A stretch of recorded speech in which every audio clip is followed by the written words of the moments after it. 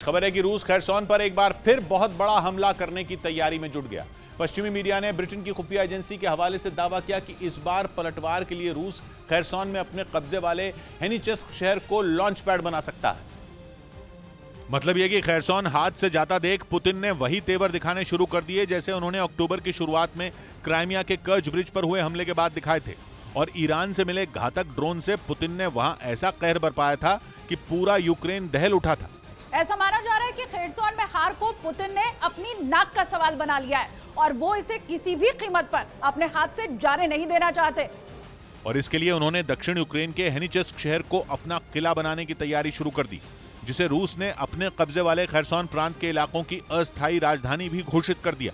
खबर है कि जल्द ही पुतिन वहां अपनी भारी भरकम फौज को तैनात कर सकते हैं, जो वहां अपने हाथ से निकल चुके इलाकों को दोबारा हासिल करने के लिए पूरी ताकत झोंक देगी, जिसके बाद खैरसॉन में डटी ज़ेलेंस्की की सेना पर बड़ा खतरा मंडराने लगा है। क्योंकि एक दिन पहले जिस तरह पुतिन ने यूक्रेन के शहरों में मिसाइलों की बरसात की, उससे पूरा यूक्रेन थर्रा उठा।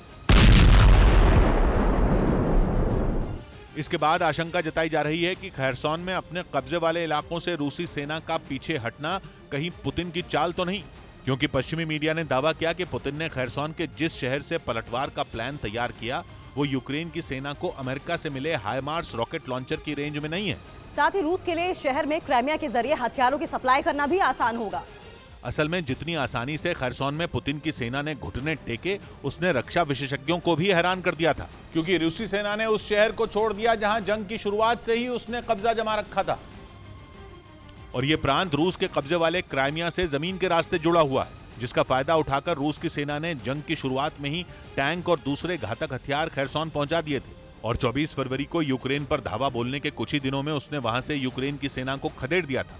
और अभी ज्यादा दिन नहीं बीते हैं जब पुतिन ने खैरसॉन, डोनेस्क, लुहांस्क और जापोरिजिया में रेफरेंडम करवाया था और ऐलान कर दिया था कि इन इलाकों पर उनका कब्जा है। ऐसे में खैरसॉन को बचाए रखना रूस के लिए सबसे बड़ी चुनौती है, जिसके लिए पुतिन की सेना कुछ भी कर गुजरने को तैयार नजर आ रही है।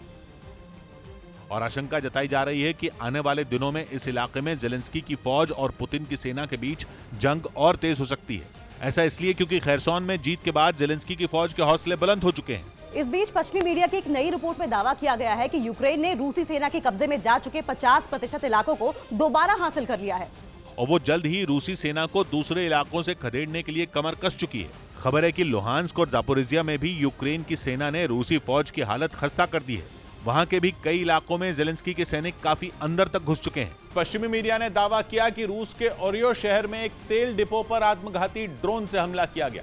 बताया गया कि जैसे ही ड्रोन फटा, वहां जोरदार धमाका हुआ, जिसकी गूंज दूर तक सुनाई पड़ी। पश्चिमी मीडिया के मुताबिक ड्रोन के जरिए पहले तेल डिपो की निगरानी की गई, इसके बाद उसे टारगेट दिया गया। खबर है कि तेल डिपो को उड़ाने के लिए आत्मघाती ड्रोन का इस्तेमाल हुआ। बताया गया कि ड्रोन जैसे ही टारगेट से टकराया, वहां इतना तेज धमाका हुआ कि आसपास के लोग सहम गए। खबर है कि ओरियो शहर में तेल डिपो में हुए विस्फोट के बाद लोग अपने घरों में कैद हो गए। गनीमत यह रही कि कोई धमाके की चपेट में नहीं आया, लेकिन दावा है कि तेल डिपो का काफी हिस्सा बर्बाद हो गया। हालांकि ये साफ नहीं हो पाया कि वहां ड्रोन कैसे पहुंचा और किसने हमला किया।